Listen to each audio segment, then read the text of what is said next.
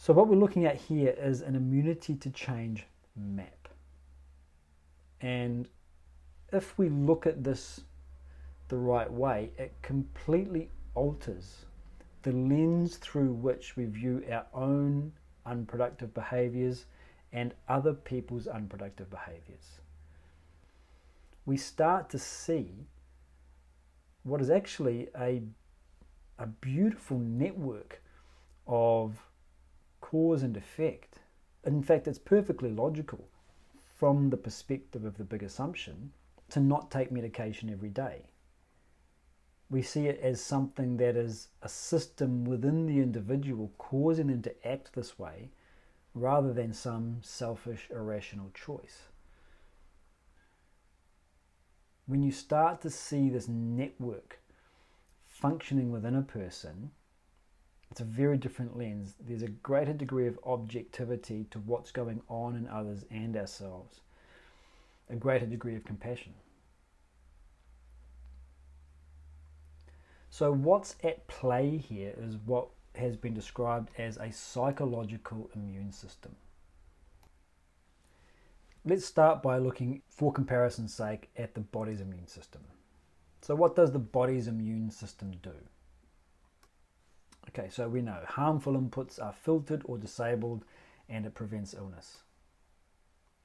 Associated with the body's immune system are a couple of concepts. One is homeostasis, maintaining physical stability.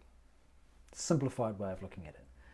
Another is autoimmune disease, and that's when the immune system mistakenly attacks its own body.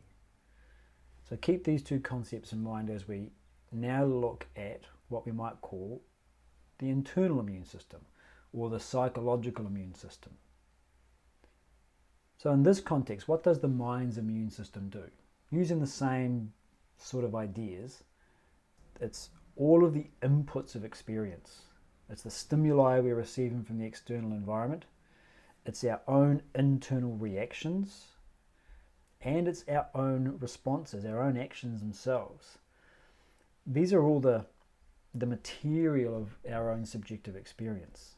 So you can think of these all as inputs. They are filtered or disabled by the psychological immune system. Why? To prevent anxiety. So with that idea in mind, look back at the ITC map of our example. There's an immune system at play. The idea of having to take pills, the reminder messages that come to his phone, they cause reactions within him, memories of things. These are inputs to experience that create anxiety. And so the psychological immune system disables these inputs. Now, clearly these inputs should not be disabled. It's a little bit like having an autoimmune disease.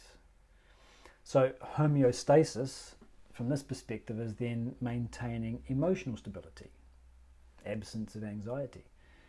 And autoimmune disease would be when our psychological immune system mistakenly attacks the wrong input. Like our body's immune system, our psychological one can occasionally misread reality and mistakenly see danger that's not really there. Then our immune system rejects what the system needs in order to thrive. And they give two examples. Think autoimmune attack on parts of your own body here, or the rejection of a donor organ. Generally speaking, we would think of the body's immune system as fixed. The psychological immune system we have access to. We can change it. Currently, the inner immune system attacks anything that could trigger anxiety, even when that thing is of clear benefit to us. What makes us think that this thing is worth attacking? The assumption. If I have to take a pill every day, it means I'm on my way out. I don't want to experience that fear.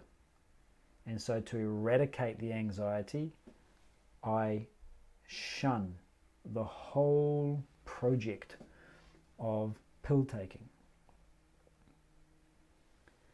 So these assumptions, which may be false, they may have some truth to them, but they may have some falsity to them, are what define our growing edges.